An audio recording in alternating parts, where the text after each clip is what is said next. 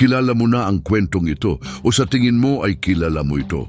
Isang anak na kinuha ang kanyang mana, ginastos sa masamang pamumuhay, napunta sa pagpapakain ng mga baboy, umuwi at pinatawad siya ng kanyang ama. Araling panalangin. Mga bintanang salamin sa simbahan, isang magandang kwento tungkol sa pagpapatawad. Pero hindi iyon ang tunay na mensahe ng kwentong ito. Hindi kahit na malapit. Paano kung sasabihin ko sa iyo na ang tunay na masama sa talinhagang ito ay hindi ang anak na umalis, kundi ang anak na nanatili? Paano kung ang pinakamapanganib na karakter sa kwento ay ang isa na pumupunta sa simbahan tuwing linggo, nagbibigay ng ikapubawat buwan, sumusunod sa bawat patakaran at puno ng galit na hindi niya man lang nararamdaman? Ito ang pinaka-hindi naunawaang kwento na sinabi ni Jesus. At sa katapusan ng video na ito, hindi mo na mababasa ito sa parehong paraan. Bago natin suriin ang isang salita ng talinghaga, kailangan mong maunawaan ang isang bagay na nagbabago ng lahat. Sino ang kausap ni Jesus at bakit? Lucas Kabanata 15, mga talata 1 at 2. Ang lahat ng mga maniningil ng buwis at mga makasalanan ay nagtitipon upang makinig kay Jesus. Ngunit ang mga Pariseo at mga guro ng kautusan ay nagbubulong-bulungan, tinatanggap ng taong ito ang mga makasalanan at kumakain kasama nila. Iyon ang sitwasyon. Dalawang grupo, ang mga makasalanan, ang mga itinapon ng lipunan, ang mga sira-sira, ang mga taong sinukuan na ng lahat. Malapit silang lumapit kay Jesus, gutom sa bawat salita. At ang mga Pariseo, ang mga relihiyosong pinuno, ang mga tagapagtanggol ng kautusan, ang mga taong inilaan ang kanilang buong buhay sa pagsunod sa bawat titik ng kautusan, nakatayo sila sa gilid, nakatawid ang mga braso, naiinis. At sinabi ni Jesus ang talinhagang ito ng direkta sa mga Pariseo, hindi sa mga makasalanan, sa mga relihiyosong tao, sa mga nag-aakala na sila ay kasama na, sa mga labis na nagtitiwala sa kanilang sariling katuwiran na hindi nila nakikita kung gaano sila kalayo sa puso ng Diyos.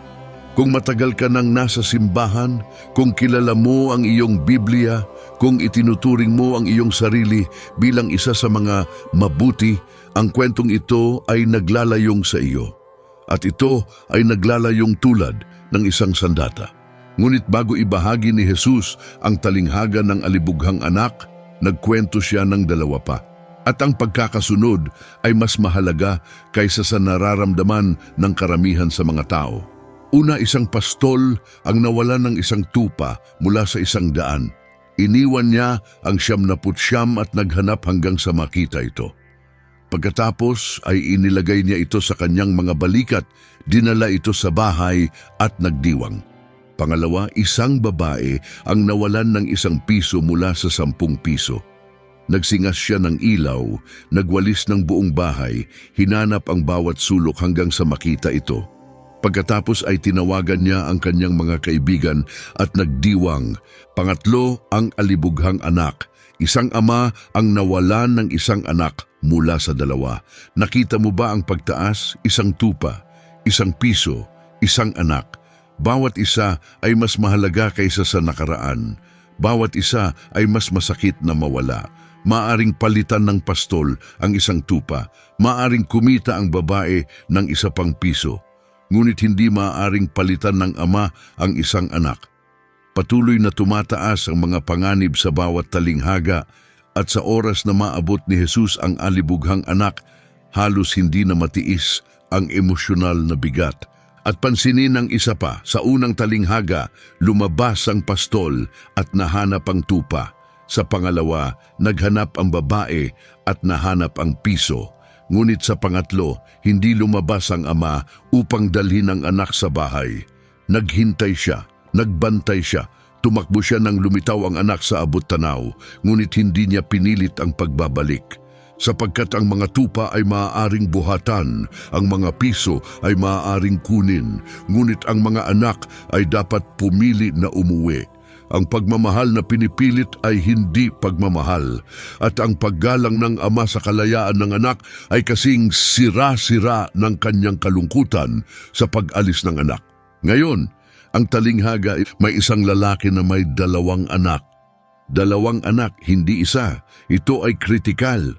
At karamihan sa mga tao ay ganap na nakaligtaan ito. Ang kwento ay hindi tinatawag na ang talinghaga ng alibughang anak sa Biblia. Hindi kailanman ibinigay ni Jesus ang pamagat na iyon. Tayo ang gumawa nito. At sa pagbibigay ng pangalan nito ayon sa batang anak, aksidente nating inilibing ang punto ng buong talinghaga. Sapagkat ito ay isang kwento tungkol sa 2 anak. 2 uri ng pagkawala, 2 paraan ng pagiging malayo sa ama, at isa ka sa kanila. Lumapit ang batang anak sa kanyang ama at sinabi, "Ama, ibigay mo sa akin ang bahagi ko ng ari-arian." Hinto, bago mo apresyahin ang pangungusap na iyon, kailangan mong maunawaan ang kahulugan nito sa kultura ng kausap ni Jesus. Sa lipunang Hudyo noong unang siglo, ang paghingi ng iyong mana habang buhay pa ang iyong ama ay hindi lamang bastos, hindi lamang masakim. Ito ay katumbas ng kultural na pagsabi, "Ama, sana patay ka na." Hindi ito pagmamalabis, ang mana ay ipinamamahagi sa kamatayan. Ang paghingi nito ng maaga ay katumbas ng pagsasabi, "Ang iyong kamatayan ay mas mahalaga sa akin kaysa sa iyong buhay." Gusto ko ang maaari mong ibigay sa akin, hindi kita gusto. Mas mahalaga ka sa akin bilang isang patay na tao kaysa sa isang buhay na ama. Bawat taong nakikinig kay Jesus ay magulat na. Sa kulturang iyon, ang isang ama na narinig ang mga salitang iyon ay may karapatang kultural, legal at relihiyoso pa nga taplukin ng kanyang anak. Itaboy ito kaagad. Ipabatid sa mga matatanda ng nayon na patay na ang anak sa pamilya.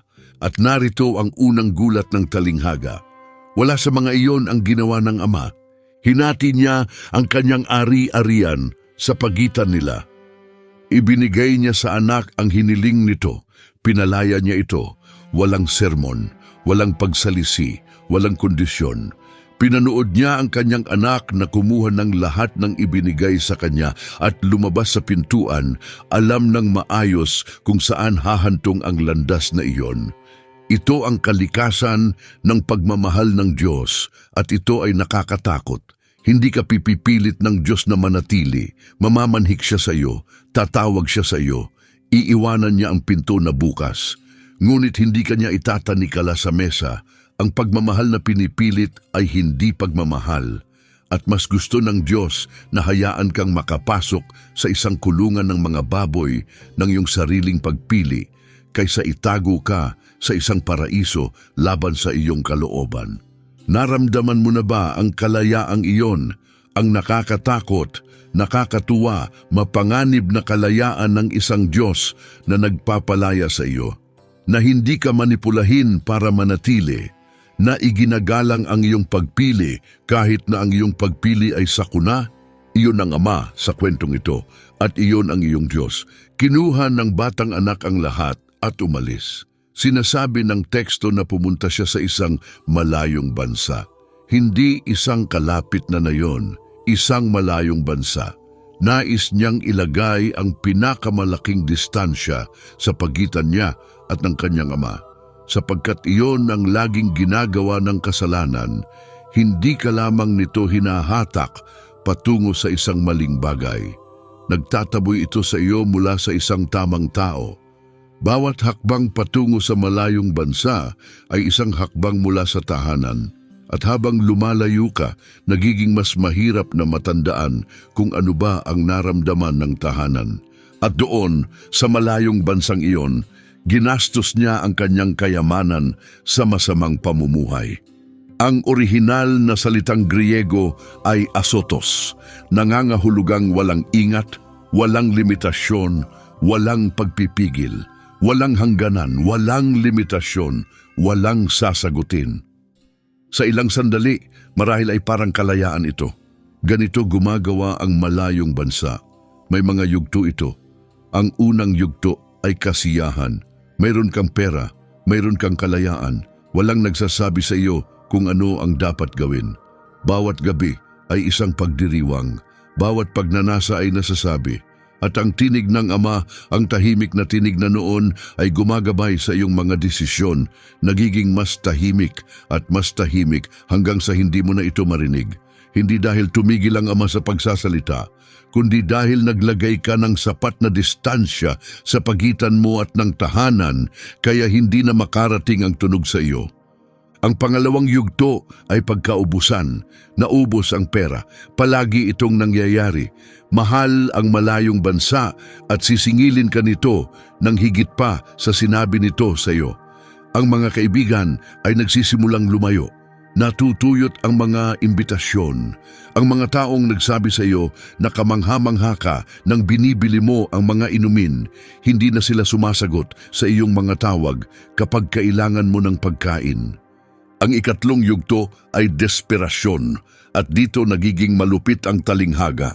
Ngunit narito ang bagay tungkol sa malayong bansa na hindi sinasabi sa iyo ng sinuman kapag papunta ka roon. Ang malayong bansa ay laging tinatanggap ka sa pagpasok. Ipinagdiriwang ka nito. Itinapon nito para sa iyo ang mga partido. Sinasabi nito sa iyo na karapat-dapat ka sa lahat ng ito.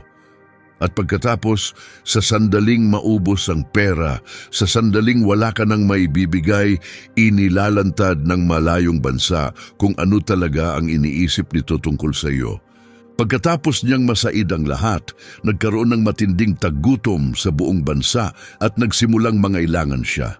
Kaya pumunta siya at nagpaupahan sa isang mamamayan ng bansang iyon na nagpadala sa kanya sa mga bukid niya upang magpakain ng mga baboy. Isang batang Hudyo, nagpapakain ng mga baboy para sa isang madlang Hudyo, ito ang pinakamababang antas. Ang mga baboy ay marumi, ipinagbabawal. Ang paghipo sa kanila ay nagpapaimbis sa iyo ng seremonya. At ang anak ng isang maunlad at iginagalang na amang Hudyo ay hindi lamang malapit sa mga baboy.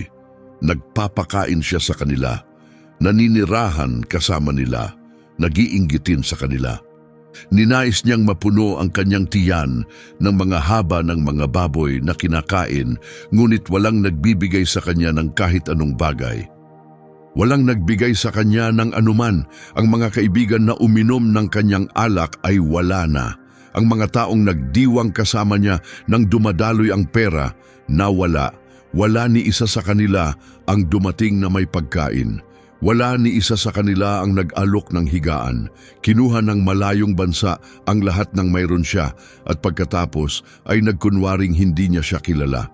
At kung ikaw ay nakaranas na ng iyong sariling malayong bansa, kung ikaw ay nakaranas na ng pinakamababang antas na itinayo mo ng iyong sariling mga kamay, alam mo kung ano ang tunog ng katahimikang iyon. Ito ang nag-iisang tunog sa mundo. Pagkatapos ay darating ang talatang naglalaman ng isa sa pinakamahalaga salitang sa buong Biblia. Nang siya ay bumalik sa sarili. Nang siya ay bumalik sa sarili, nangangahulugan iyon na sa buong panahon niya sa malayong bansa, ang paggastos, ang mga partido, ang mga baboy, hindi siya ang tunay niyang sarili. Namumuhay siya sa isang uri ng kabaliwan, isang sariling pinagsaluhang kawalan ng gunita. Nakalimutan niya kung sino siya. Nakalimutan niya kung kanino siya anak. At sa kulungang iyon ng mga baboy, saklaw ng dumi, gutom, sira-sira, sa wakas ay nagising siya. Iyon ang ginagawa ng pinakamababang antas. Inaalis nito ang bawat ilusyon, bawat dahilan, bawat komportabling kasinungalingang sinasabi mo sa iyong sarili. Ang pinakamababang antas ay malupit, ngunit ang pinakamababang antas ay tapat. At minsan ang pinakamaawain na bagay na hinahayaan ng Diyos ay ang kulungan ng mga baboy, dahil ang kulungan ng mga baboy ang tanging lugar kung saan ang ilan sa atin ay sa wakas ay hihinto sa pagtakbo. Ilang utusan ng aking ama ang may sobra-sobrang pagkain at narito ako na namamatay sa gutom. Babalik ako at pupunta sa aking ama at sasabihin sa kanya, Ama, nagkasala ako sa langit at sa iyo. Hindi na ako karapat-dapat na tawaging iyong anak. Gawin mo akong tulad ng isa sa iyong mga inupahang lingkod. Pansinin ang kanyang plano. Hindi siya uuwi na inaasahang may party. Uuwi siya na may pahayag. Sinaysay na niya ito. Magtatrabaho ako para sa iyo. Mabibigyan ko ng dahilan ang aking kinaroroonan. Hayaan mo akong maging isang lingkod. Hindi na ako nararapat na maging anak. Ganito ang paraan ng karamihan sa atin na lumapit sa Diyos pagkatapos na matumba. Nag-iisip tayo na kailangan nating kumita ng ating paraan pabalik. Nag-iisip tayo na kailangan munang malinis ang ating sarili, patunayan na nagbago tayo, ipakita na karapat-dapat tayong papasukin muli. Inihahanda natin ang ating mga pahayag. Inihahanda natin ang ating kabayaran. Bumabalik tayo na gumagapang na may kontrata. Gagawin ko ito at ito at ito, mangyaring tanggapin mo ako muli. Hindi bilang isang anak, hindi ko ito nararapat, bilang isang lingkod lamang. At ang sagot ng ama ay ang pinakakunggulat na sandali sa buong talinghaga. Ngunit habang malayo pa siya, nakita siya ng kanyang ama. Habang malayo pa siya, nangangahulugan iyon na naghahanap ang ama. Araw-araw, sinusuri ang abot-tanaw, naghihintay, nag-aasam. Ito ay isang taong hindi tumigil sa pagbabantay sa daan na pinagdaanan ng kanyang anak. Nakalimutan ng anak ang ama, hindi kailanman nalimutan ng ama ang anak. Nakita siya ng kanyang ama at napuno siya ng habag para sa kanya. Ang salitang Griego dito ay splagchnisomai. Nangangahulugang kumulo ang kanyang bituka. Nagulong ang kanyang loob. Hindi ito malambot, tahimik na pakikiramay. Ito ay matagos, nagpapabagabag, marahas na emosyon, ang uri na sumasaklaw sa iyong katawan bago maproseso ng iyong isip. Tumakbo siya patungo sa kanyang anak. Tumakbo siya. Sa kulturang gitnang silangan noong unang siglo, ang isang marangal na patriarka ay hindi kailaman tumatakbo. Ang pagtakbo ay nangangailangan sa iyo na itaas ang iyong damit. Inilalantad ang iyong mga binti, isang malalim na mapahiyang kilos para sa isang matanda. Ang pagtakbo ay para sa mga bata, para sa mga lingkod, para sa mga walang karangalan na poprotektahan. Ang isang ama ng katayuang ito ay tatayo sa kanyang beranda, nakatawid ang mga braso at hihintay na lumapit ang hiyaing anak sa kanya. Pahihintulutan niya ang anak na gumapang muna. Hayaan ang nayon na makita ang kahihiyan. Paiinumin ang bata sa pamamagitan ng pagkahiya. Ngunit sinira ng amang ito ang bawat patakaran. Tumakbo siya sa nayon, sa mga kapitbahay na nagbubulong-bulungan na, sa mga matatanda na humihingi ng pampublikong pagkukwenta sa bawat kultural na inaasahan ng karangalan at kaangkupan. Tumakbo siya dahil ang kanyang anak ay mas mahalaga kaysa sa kanyang dignidad. Tumakbo siya dahil ang pagmamahal ay hindi naghihintay sa tamang protokol. At may mas malalim pa dito na karamihan sa mga tao ay ganap na nakaligtaan. Sa kulturang iyon, kapag isinalubong ng isang batang Hudyo ang kayamanan ng kanyang pamilya sa mga hentil, ang nayon ay magsasagawa ng isang seremonya na tinatawag na kezaza. Kapag bumalik ang anak, ang mga naninirahan ay sasalubong sa kanya sa dulo ng bayan. Sibasbasin ang isang malaking palayok sa kanyang mga paa at ideklara siyang hiniwalay sa komunidad. Ipinagbawal. Patay para sa kanila. Hindi lang tumatakbo ang ama dahil sa emosyon. Nagmamadali siya upang maabot ang kanyang anak bago gawin ito ng nayon. Naglalagay siya ng sarili sa pagitan ng kanyang anak at ng paghatol na nararapat sa kanya. Sinasalo niya ang kahihiyan, inilalangoy ito sa kanyang sariling katawan, tinatanggap ang pagkahiya ng mag-isa upang hindi na kailangang harapin ito ng kanyang anak. Pamilyar ba iyan? Isang ama na tumatakbo patungo sa mga sira-sira, na sinasalo ang kahihiyan, na naglalagay ng sarili sa pagitan ng mga nagkasala at ng paghatol na nararapat sa kanila. Na tinatanggap ang pagkahiya ng mag-isa. Hindi lang nagkukwento si Jesus, inilalarawan niya ang krus. Niyakap niya siya at hinalikan. Hinalikan niya siya, amoy baboy ang anak na ito. Marumi siya, saklaw siya ng katibayan ng bawat maling pagpipilian na nagawa niya. At hindi sinabi ng ama na, maligo ka muna. Hindi niya sinabi na, kailangan nating pag-usapan ang ginawa mo.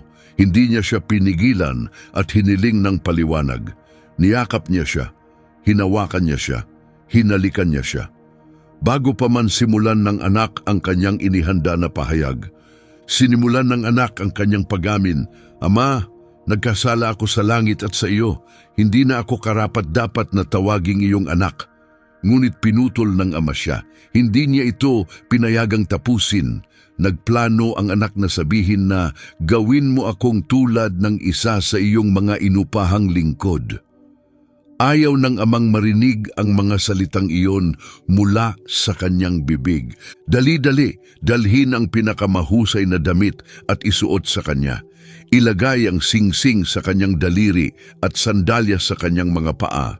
Dalhin ang pinatabang guya at patayin ito. Maghanda tayo ng piging at magdiwang, sapagkat ang anak kong ito ay patay at muling nabuhay, nawala siya at natagpuan. Ang pinakamahusay na damit, hindi isang damitang lingkod, kundi ang pinakamahusay na kasuotan sa bahay. Halos tiyak na sariling damit ng ama. Ang singsing, isang singsing na tatak, simbolo ng awtoridad at pagkakakilanlan ng pamilya. Ang sandalyas dahil ang mga alipin ay walang sapin sa paa, ngunit ang mga anak ay nagsusuot ng sapatos. Bawat isa sa mga bagay na ito ay isang deklarasyon. Hindi ito isang lingkod na umuuwi. Ito ang aking anak. At ang kanyang pagkakakilanlan bilang aking anak ay hindi kailanman nakasalalay sa kanyang pag-uugali. Nakasalalay ito sa aking pagmamahal.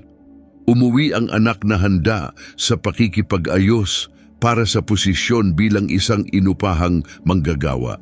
Ibinalik ng ama siya sa buong karapatan bilang anak bago niya matapos ang kanyang unang pangungusap. Dumating ang anak na may kontrata, tumugon ang ama ng may pagdiriwang. Ito ang biyaya at ang biyaya ay nakakasakit. Ang biyaya ay walang kahulugan. Ang biyaya ay hindi nagdadagdag. Ang biyaya ay tumitingin sa isang nabigo na amoy baboy, gumastos ng pera, nagpahiya sa ama at nagsasabi, patayin ang pinatabang guya. Hindi dahil karapat-dapat ang anak, kundi dahil ang pagmamahal ng ama ay hindi sinusukat ng pagganap ng anak. At kung iyon ay nagpapagana ng kakulangan ng tiwala sa iyo, kung may isang bagay sa iyo na natutuksong maniwala na ang isang taong nagkamali, nang ganoon ay madaling tatanggapin pabalik, maaaring mayroon kang higit na pagkakatulad sa nakatatandang kapatid kaysa sa iyong nararamdaman. Dahil ngayon ay darating tayo sa bahagi ng kwento na karamihan sa mga sermon ay nagmamadaling dumaan. Ang bahagi na tunay na pinadestino ni Jesus ng talinghaga. Ang bahagi na naglalayong direkta sa mga Pariseo at sa iyo. Samantala, ang nakatatandang anak ay nasa bukid. Nagtatrabaho siya. Pansinin iyon. Habang nag-aaksaya ang batang anak at umiiyak ang ama, ang nakatatandang anak ay nasa bukid. Ginagawa ang kanyang tungkulin, sumusunod sa mga patakaran. Nagtatrabaho ng maayos, hindi siya umalis, hindi siya sumuway, hindi niya hiningi ang kanyang mana ng maaga, hindi niya winasak ang pamilya. Sa papel, siya ang perpektong anak. Nang malapit na siya sa bahay, narinig niya ang musika at sayaw. Kaya tinawag niya ang isa sa mga lingkod at tinanong kung ano ang nangyayari. Kailangan niyang magtanong, hindi niya alam na may pagdiriwang, hindi siya inimbitahan. O mas tiyak, lagi siyang inimbitahan, nabibilang siya doon. Ngunit napakalayo niya sa bukid, napakaabalang sa trabaho, napaka-focus sa kanyang tungkulin na hindi niya man lang narinig ang musika hanggang sa halos nasa pintuan na siya. Gaano karaming tao ang ganyan, teknikal na nasa tahanan ng ama, teknikal na bahagi ng pamilya, ngunit napakaabala sa relihiyosong pagganap, sa tungkulin, sa pagpapatunay ng kanilang pagpapahalaga na wala silang ideya na may party na nagaganap. Nakatayo sila sa labas ng pagdiriwang at hindi nila ito alam. Sinabi ng lingkod sa kanya, "Bumalik ang iyong kapatid," at pinapatay ng iyong ama ang pinatabang guya dahil natanggap niya siya ng buo at malusog. At ang reaksyon ng nakatatandang kapatid ay susi sa buong talinghaga. Nagalit ang nakatatandang kapatid at ayaw niyang pumasok. Nagalit, hindi nalungkot, hindi naguluhan, hindi makipag-usap sa aking ama tungkol dito. Nagalit, puno ng galit, lubhang pinagsaluhang puot na tinanggihan niyang pumasok sa sariling tahanan ng kanyang ama. At sa pagtanggi na iyon, ginawa ng nakatatandang kapatid ang isang bagay na hindi pinapansin ng sinuman. Pampublikong pinagalitan niya ang kanyang ama. Sa kulturang iyon, ang pagtanggi na sumali sa isang piging na inihahain ng iyong ama ay isang kilos ng pagsuway na katumbas ng ginawa ng batang kapatid, marahil mas malala pa. Pinagalitan ng batang kapatid ang ama ng pribado bago umalis. Pinagalitan ng nakatatandang kapatid ang ama ng pampubliko sa harap ng buong nayon sa kanyang sariling pagdiriwang. At ginawa niya ito habang inaangkin na siya ang masunurin. Kaya lumabas ang kanyang ama at namnamin siya. Lumabas ang ama, muli. Lumabas siya para sa batang anak na malayo, at ngayon ay lumalabas siya para sa nakatatandang anak na nakatayo sa labas ng pintuan. Ang dalawang anak ay nawawala. Ang dalawang anak ay malayo sa ama. Ang isa ay nawawala sa malayong bansa. Ang isa pa ay nawawala sa bakuran at hinahabol ng ama ang dalawa sa kanila. Ito ang detalyeng dapat naguluhin ka. Kailangang iwan ng ama ang kanyang sariling party, ang pagdiriwang ng pagbabalik ng kanyang anak upang lumabas at himukin ang kanyang ibang anak na pumasok. Siya ay isang amang nahahati sa pagitan ng dalawang sirang anak at patakbo siya patungo sa dalawa sa kanila. Pakinggan ngayon ang pahayag ng nakatatandang kapatid, sapagkat ito ay isa sa mga pinaka-nagpapakitang monologo sa buong Biblia. Tingnan mo, sa lahat ng mga taong ito ay naglilingkod ako sa iyo at hindi sumuway sa iyong mga utos. Bilangin ang lason sa pangungusap na iyon. Una, naglilingkod. Hindi nagsisilbi, hindi namumuhay kasabay, naglilingkod. Nakita niya ang kanyang relasyon sa kanyang ama bilang pagkaalipin. Nasa tahanan ng ama siya, ngunit naranasan niya ito bilang isang kulungan. Ang batang kapatid ay umalis sa tahanan at napunta sa pagkaalipin. Ang nakatatandang kapatid ay nanatili sa tahanan at naramdamang parang alipin. Parehong resulta, iba-ibang lugar. Pangalawa, hindi sumuway sa iyong mga utos. Mga utos, hindi mga kagustuhan, hindi puso, mga utos.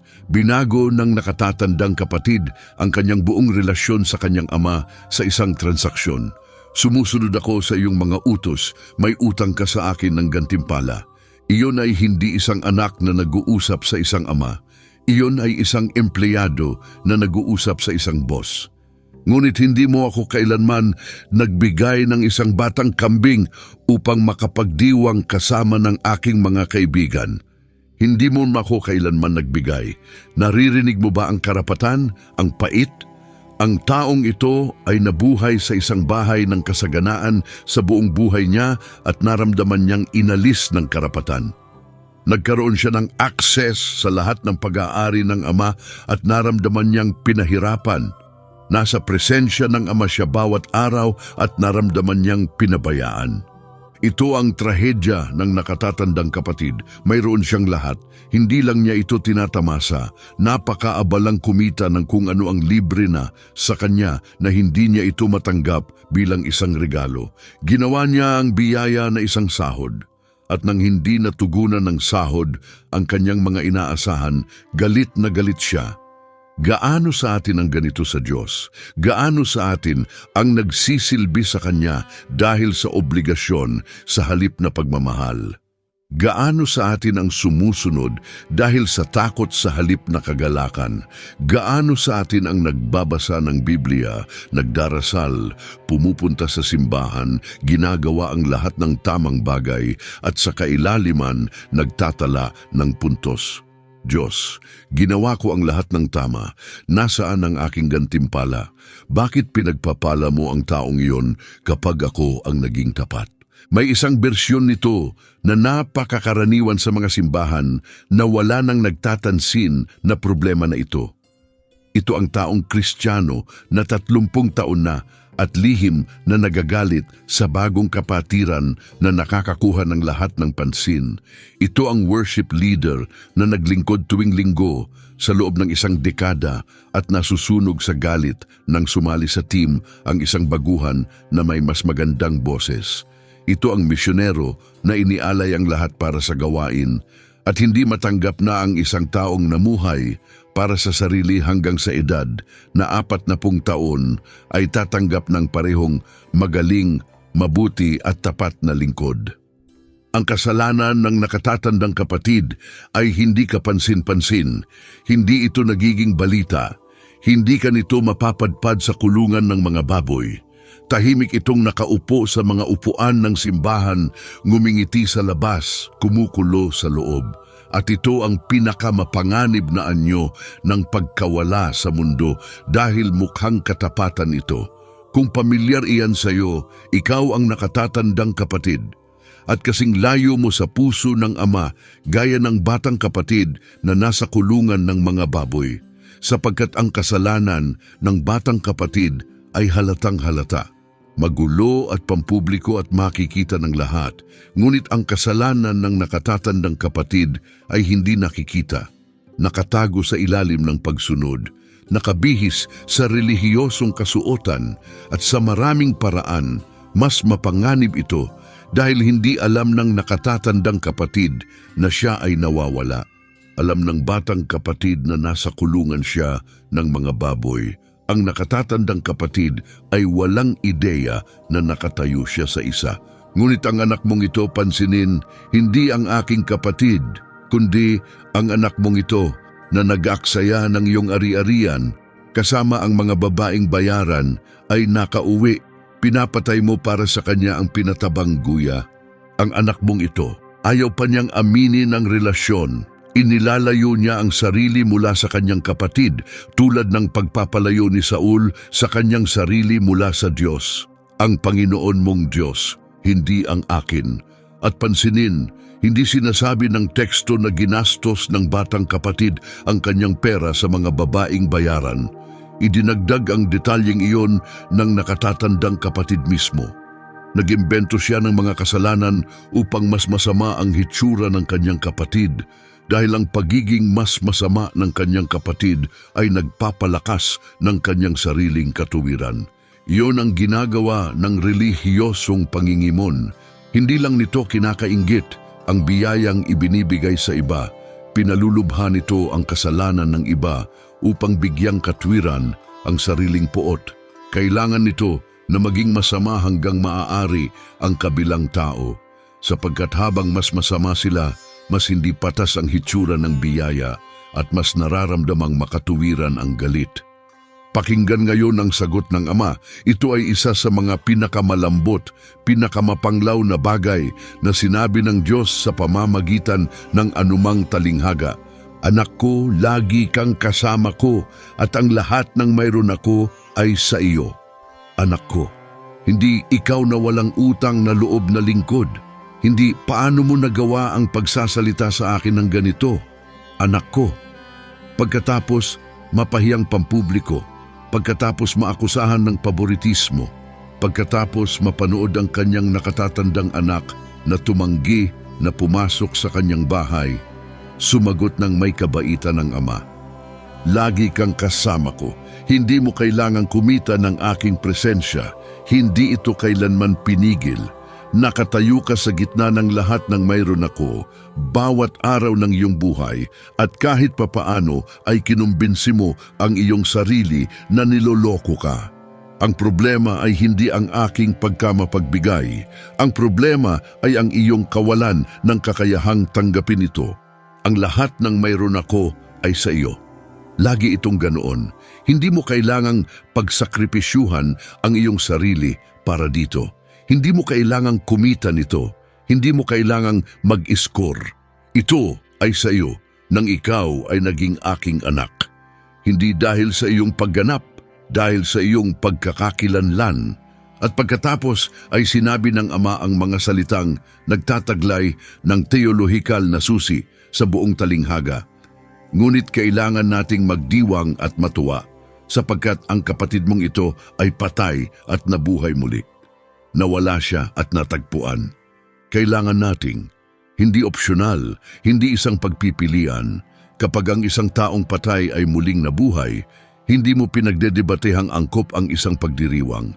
Nagdiriwang ka.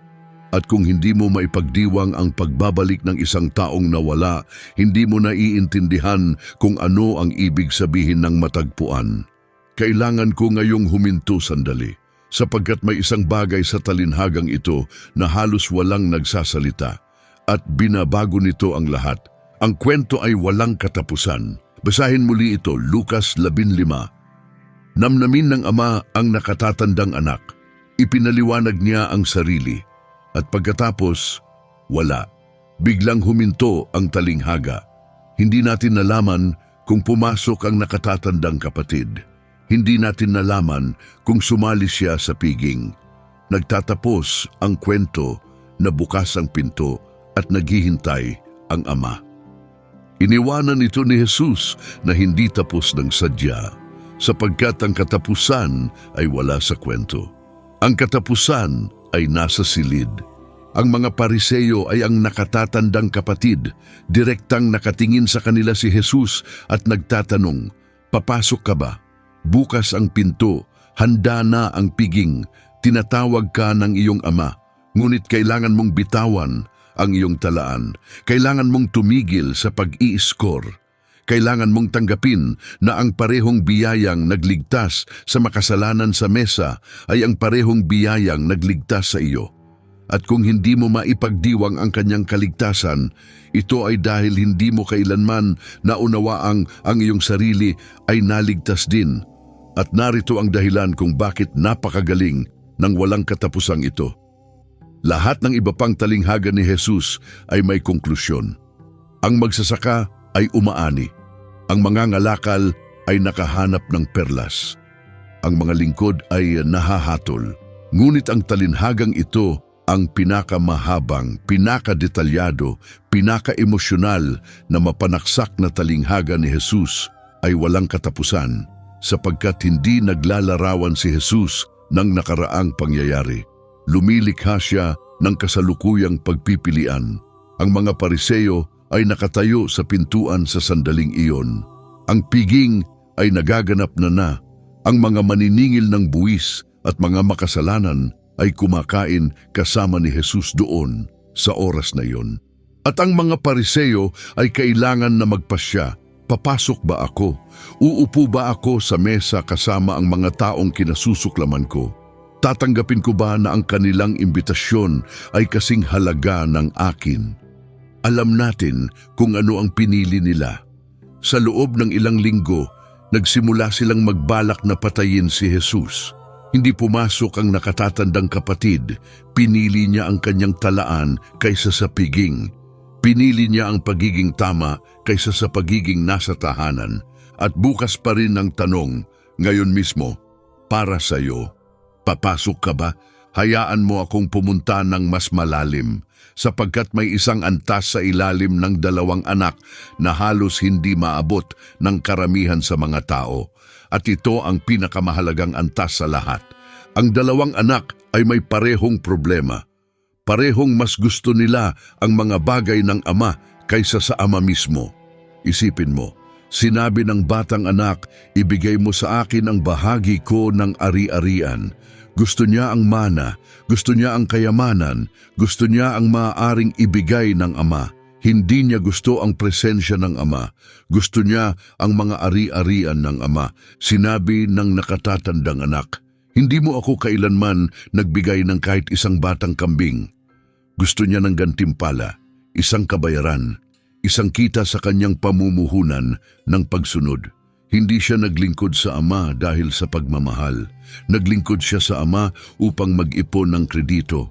At nang hindi kumita ang kredito ng inaasahan niya, sumabog siya. Parehong ginamit ng dalawang anak ang Ama. Ang isa ay ginamit siya sa pamamagitan ng pagkuha ng pera at pag-alis. Ang isa pa ay ginamit siya sa pamamagitan ng pananatili at pag-iiskor. Pinagsamantalahan ng isa ang pagkamapagbigay ng Ama. Pinagsamantalahan ng isa pa ang kabutihan ng Ama. Ngunit wala sa kanila ang simpleng nagmahal sa Ama dahil sa kung sino siya. At ito ang tanong na pinakanakakagat, mahal mo ba ang Diyos o mahal mo ang ibinibigay ng Diyos sa iyo? Nagsisilbi ka ba sa Kanya dahil siya ay karapat-dapat o dahil inaasahan mo ang kapalit? Sasambahin mo pa rin ba siya kung hindi ka na niya pagpapalain pa? Susunod ka pa rin ba sa kanya kung hindi na siya sumasagot ng isa pang panalangin? Tatawag ka pa rin ba sa kanya na Ama kung aalisin niya ang mga kambing at mga guya at ang mga singsing at ang mga damit at ang natitira na lamang ay siya? Sapagkat iyon ang inaalok ng Ama sa dalawang anak, hindi ang mga bagay, ang kanyang sarili. Lagi kang kasama ko. Ang pinakadakilang regalo ay hindi ang damit o ang singsing o ang piging. Ang pinakadakilang regalo ay ang presensya ng Ama at parehong nalampasan ito ng dalawang anak. Hayaan mo akong magtanong sa iyo ngayon mismo, hindi sa teorya, sa katotohanan, kung aalisin ng Diyos ang sagot sa iyong pinakamahalagang panalangin, ang promosyon, ang pagpapagaling, ang relasyon, ang tagumpay na matagal mong hinihiling, gusto mo pa rin ba siya? Kung sasabihin niya na hindi ko ibibigay ang hinihiling mo, ngunit ibibigay ko sa iyo ang mas marami sa akin, sapat na ba iyon? O aalis ka na? Sapagkat ang iyong sagot sa tanong na iyon ay nagpapakita sa iyo kung aling anak ka. Gusto ng batang kapatid ang pera ng Ama. Gusto ng nakatatandang kapatid ang mga gantimpala ng Ama at parehong nalampasan ang tanging bagay na talagang nais ibigay ng Ama, ang kanyang sarili. Ang trahedya ng talinhagang ito ay hindi na nagkasala ang mga anak, kundi ang Ama ay nakatayo doon mismo, mapagbigay, mapagmahal, handang makalapit, at wala sa mga anak ang nakakita sa kanya. Nakita nila ang kanyang kayamanan, nakita nila ang kanyang ari-arian, nakita nila ang kanyang mga baka at ang kanyang mga damit at ang kanyang mga singsing, ngunit hindi nila siya nakita. Makikita mo ba siya? Hayaan mo akong ipakita sa iyo ang isa pang bagay na nakatago sa talinhagang ito, na ikinokonekta ito sa nalalabi ng kasulatan sa isang paraan na halos hindi maatiim sa kagandahan nito. Ibinigay ng Ama ang bahagi ng ari-arian ng batang anak.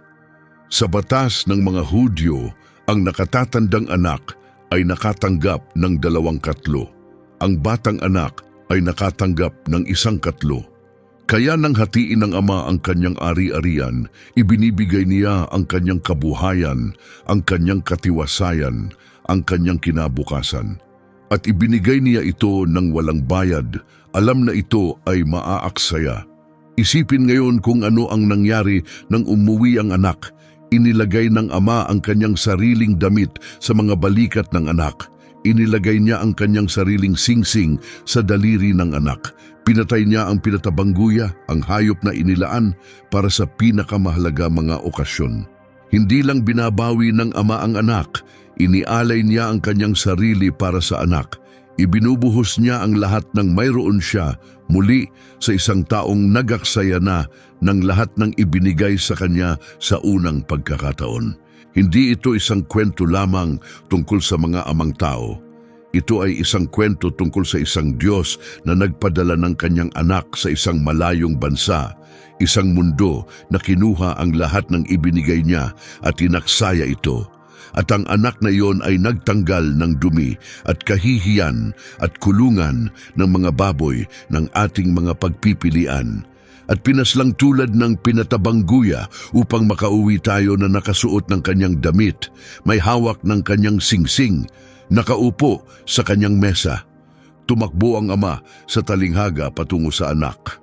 Ang Diyos sa kasaysayan ay tumakbo patungo sa atin sa pamamagitan ng isang sabsaban, sa pamamagitan ng isang krus, sa pamamagitan ng isang walang lamang libingan. Tumatakbo, laging tumatakbo, patungo sa mga sira-sira, patungo sa mga nawawala, patungo sa mga amoy baboy at may mga inihanda na pahayag tungkol sa kung paano sila ay hindi karapat-dapat. Hindi ka karapat-dapat, ako man. Iyon ay hindi kailanman ang punto. Ang punto ay hindi kailanman ang iyong pagiging karapat-dapat. Ang punto ay lagi niyang pagmamahal. Hayaan mo akong ipakita sa iyo kung bakit ang talinhagang ito ang pinakamapanganib na bagay na sinabi ni Jesus. Sapagkat hindi ito isang kwento lamang tungkol sa biyaya, ito ay isang paratang. Tandaan kung sino ang nakikinig, ang mga Pariseo, ang mga relihiyosong pinuno, ang mga nakatatandang kapatid, at sinasabi sa kanila ni Jesus ng harapan na ang mga maniningil ng buwis at mga babaeng bayaran na kinasusuklaman nila ay papasok sa kaharian ng Diyos bago pa sila. Hindi sa halip nila, bago pa sila. Bukas pa rin ang pinto para sa mga Pariseo, ngunit kailangan nilang magtahak sa parehong pintuan tulad ng mga makasalanan. Kailangan nilang tanggapin ang parehong biyaya. Kailangan nilang umupo sa parehong mesa at ang kanilang mga dekada ng pagsunod ay hindi sila magbibigay ng mas magandang upuan. Iyon ang dahilan kung bakit nagsimulang mag-isip ng pagpatay ang mga Pariseo. Hindi dahil kumain si Jesus kasama ng mga makasalanan, kundi dahil sinabi niya sa kanila na kailangan din nila ng parehong kaligtasan. Kaya naman maraming bagay ang matitiis ng nakatatandang kapatid. Matitiis niya ang pagsusumikap, matitiis niya ang sakripisyo, matitiis pa niya ang pagbabalik ng kanyang kapatid hanggat bumalik ang kapatid bilang isang lingkod, nagtatrabaho sa ibaba, kumikita ng paraan paakyat. Ang hindi matitiis ng nakatatandang kapatid ay ang kanyang kapatid na nakaupo sa mesa bilang kapantay. Nakasuot ng parehong damit, may hawak ng parehong singsing, minamahal ng parehong pagmamahal. Sapagkat kung makukuha ng alibughang anak ang parehong biyaya, ano ang punto ng lahat ng mga tao ng pagsunod? At ang tanong na yon, ang puot na nasusunog na tanong, ang tanong na nagpapakita kung naiintindihan mo ang ebanghelyo o hindi. Kung ang iyong pagsunod ay puno ng pagmamahal, ang pagbabalik ng alibughang anak ay dahilan para sa pagdiriwang. Siyempre makukuha niya ang damit. Siyempre makukuha niya ang singsing. Siya ang iyong kapatid. Narito na siya sa tahanan. Paano ka hindi magdiriwang? Ngunit kung ang iyong pagsunod ay puno ng pagkakita ng pakinabang, kung nagtatala ka ng iskor, nag-iipon ng kredito, nagtatayo ng kaso para sa kung bakit may utang sa iyo ang Diyos, ang pagbabalik ng alibughang anak ay isang pang-iinsulto. Sapagkat pinapatunayan nito na ang lahat ng sinubukan mong kumita ay libre ng mula pa sa simula. At nangangahulugan iyon na ang iyong buong sistema ay bangkarota. Ang iyong talaan ay walang halaga, ang iyong iskor ay walang kabuluhan, at iyon ay isang nakakatakot na pagkaunawa para sa isang taong ang buong pagkakakilanlan ay itinayo sa pagiging sapat na mabuti. Ang kasalanan ng batang kapatid ay paghihimagsik. Ang kasalanan ng nakatatandang kapatid ay relihiyon at ginawang malinaw ni Jesus kung alin ang mas mahirap na pagsisihin. Alam ng rebelde na kailangan niya ng kapatawaran. Ang relihiyosong tao ay hindi naniniwala na kailangan niya ng anuman. Natutumba ang rebelde sa pinakamababang antas at bumabalik sa kanyang sarili. Ang relihiyosong tao ay hindi kailanman natutumba sa pinakamababang antas sapagkat hindi niya kailanman nakikita ang kanyang sarili na nahuhulog. Umuuwi ang rebelde na amoy baboy at makikita ng lahat ang gulo. Ang relihiyosong tao ay umuuwi na may amoy ng insenso at wala, lalo na siya mismo, ang nakakita sa pagkabulok sa ilalim.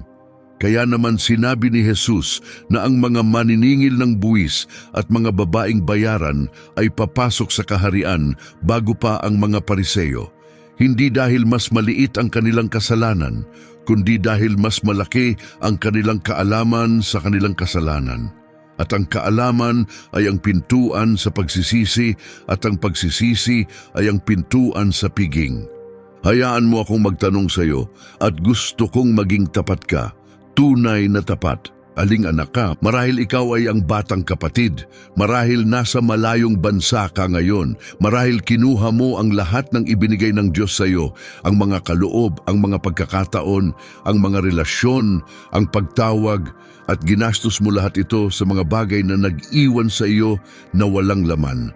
Marahil nakaupo ka sa iyong sariling kulungan ng mga baboy ngayon, binabasa o pinapanood ito at ang kahihiyan ay napakabigat na hindi mo maiisip na makatayo, lalo na ang umuwi.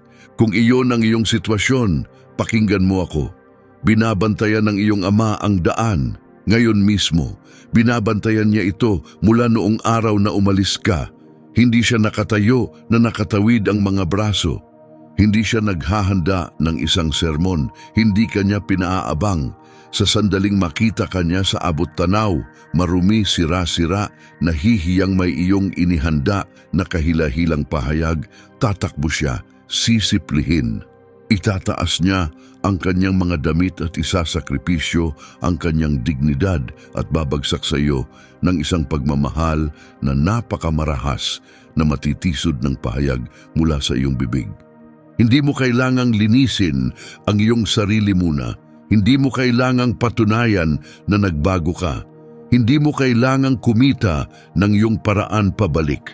Kailangan mo lang lumingon.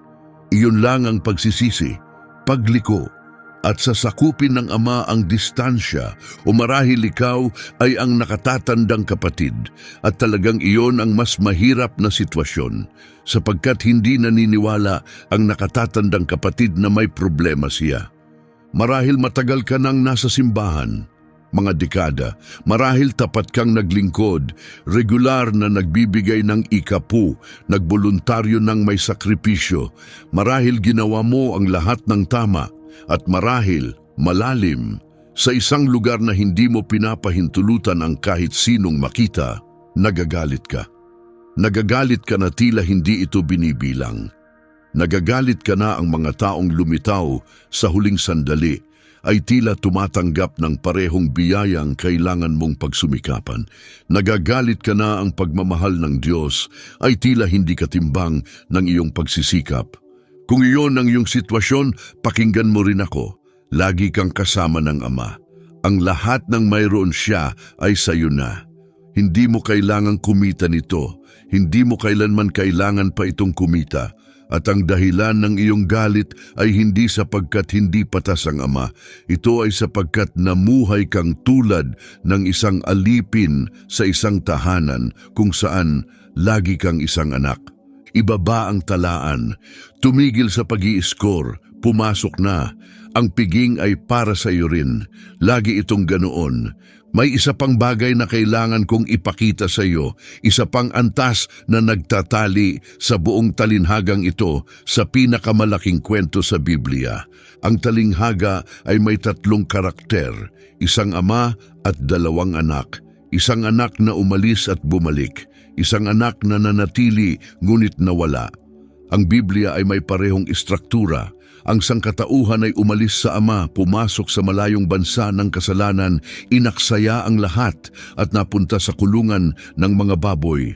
At ang Amang Diyos, sa halip na naghintay sa beranda na nakatawid ang mga braso, ay tumakbo. Nagpadala siya ng kanyang sariling anak, hindi upang hatulan ng mundo, kundi upang iligtas ito. Ngunit narito ang bahagi na nagpapahiwatig sa Ebanghelyo ng higit pa sa talinghaga. Sa talinghaga, tumakbo ang Ama patungo sa anak na bumabalik. Sa katotohanan, ang Diyos ay tumakbo patungo sa atin habang nasa malayong bansa pa tayo, habang nagpapakain pa tayo ng mga baboy, habang hindi pa tayo lumiliko. Habang tayo ay makasalanan pa, isinulat ni Pablo, si Kristo ay namatay para sa atin. Naghintay ang Ama sa talinghaga para sa anak na umuwi. Hindi naghintay ang Diyos, pumunta siya sa atin. Pumasok siya sa kulungan ng mga baboy, nagbihis ng laman ng tao at naglakad sa malayong bansa mismo at pinatay siya nito. Ang pinatabang guya sa talinghaga ay pinatay para sa isang piging. Ang kordero ng Diyos ay pinatay sa isang krus. Ang damit na inilagay ng Ama sa mga balikat ng alibughang anak, iyon ang katuwiran ni Kristo inilagay sa atin. Ang singsing, iyon ang ating naibalik na pagkakakilanlan bilang mga anak ng Diyos. Ang sandalyas, iyon ang dignidad ng hindi na pagiging mga alipin, kundi mga tagapagmana. Lahat ng bagay sa talinghaga ay nagtaturo sa krus. Ang kagustuhan ng Ama na gumastos ng lahat para sa isang anak na hindi nararapat ng anuman. Ang kagustuhan na mapahiyang pampubliko para sa kapakanan ng pagmamahal. Ang pagtanggi na hayaan ang nayon, ang kautusan, ang kultura, ang sistema ng katarungan, ang huling salita. Pinaligtasan ng Ama ang lahat, ang biyaya ay lumabis sa kahihiyan, ang pagmamahal ay lumabis sa katarungan. Ang buhay ay lumabis sa kamatayan. Iyon ang Ebanghelyo. At kasing nakakasakit ito ngayon gaya ng una itong sinabi ni Jesus. Nakakasakit ito sa batang kapatid sapagkat ang batang kapatid ay nag-iisip na kailangan niyang kumita ng paraan pabalik at sinabi ng Ama na hindi. Nakakasakit ito sa nakatatandang kapatid sapagkat nag-iisip ang nakatatandang kapatid na nakuha na niya ang kanyang lugar at sinabi ng Ama na hindi iyon ang punto. Nakakasakit ito sa lahat. Iyon ang dahilan kung bakit ito ay totoo, sapagkat ang Ebanghelyo ay hindi dinisenyo upang papurihin ng sinuman. Dinisenyo ito upang iligtas ang lahat. Bukas pa rin ang pinto, inihahanda pa rin ang piging, binabantayan pa rin ng Ama ang daan. Kung tumakbo ka sa malayong bansa o nakatayo sa bukid sa buong buhay mo, ang imbitasyon ay iisa, pumasok na, hindi bilang isang lingkod, bilang isang anak. Hindi sapagkat kinuha mo ito, sapagkat mahal ka niya. Hindi sapagkat karapat-dapat ka ng upuan sa mesa, sapagkat inilaan niya ang isa na may iyong pangalan bago ka pa isilang. Ang tanging tanong ay kung lalakad ka ba sa pintuan. Ngunit bago ako magtapos, may isa pang tao na kailangan kong kausapin. Sapagkat marahil hindi ka ang batang kapatid, marahil hindi ka ang nakatatandang kapatid, marahil ikaw ang Ama. Marahil pinapanood mo ang isang mahal mo sa buhay na sumisira sa kanyang sarili. Marahil ang iyong anak ay pumasok sa malayong bansa at nakatayo ka sa bintana tuwing gabi, sinisiyasat ang daan. Umaasang ngayon na ang araw. Marahil ang iyong asawa, kapatid o pinakamalapit na kaibigan ay kinuha ang lahat ng ibinigay mo sa kanya at ginastos ito sa mga pagpipiliang sumasira ng iyong puso. Kung iyon ang iyong sitwasyon, gusto ko kang makita kung ano ang ginawa ng Ama sa talinhagang ito at kung ano ang hindi niya ginawa. Hindi niya hinabol ang anak sa daan at dinala pabalik. Hindi siya nagpadala ng mga lingkod upang maniktik. Hindi niya pinutol ang anak sa pamilya o sinara ang pinto. Hindi siya tumigil sa pagmamahal sa kanya ni isang sandali. At hindi siya tumigil sa pagbabantay sa daan. Naghintay siya, hindi ng pasibo sinasabi ng teksto na nakita niya ang anak habang malayo pa siya, na nangangahulugang aktibo siyang naghahanap bawat araw. Ngunit naghintay siya para lumiko ang anak, sapagkat hindi ka makakapagsisi para sa iba. Hindi mo maaaring baguhin ang puso ng iba. Maaari kang manalangin, maaari mong panatilihing bukas ang pinto, maaari mong tanggihan na palitan ng kapaitan ang pagmamahal, at maaari kang magbantay sa daan. At kapag sila ay umuwi, kung sila ay umuwi, tumakbo ka.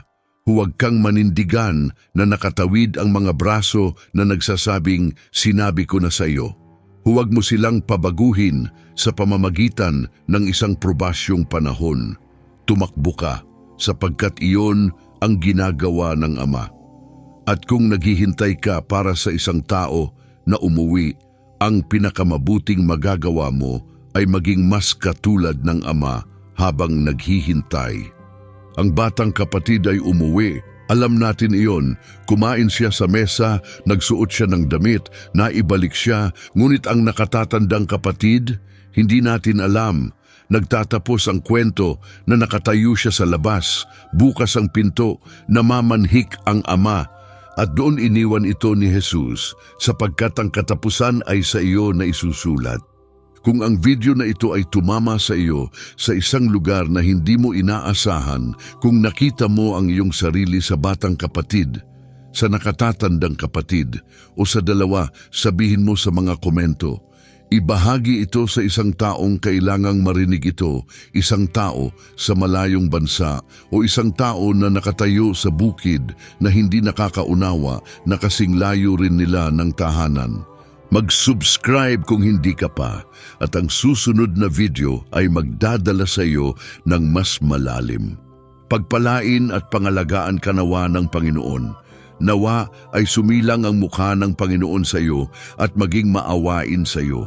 Nawa ay ibaling ng Panginoon ang kanyang mukha sa iyo at bigyan ka ng kapayapaan. Kita-kita tayo sa susunod na video.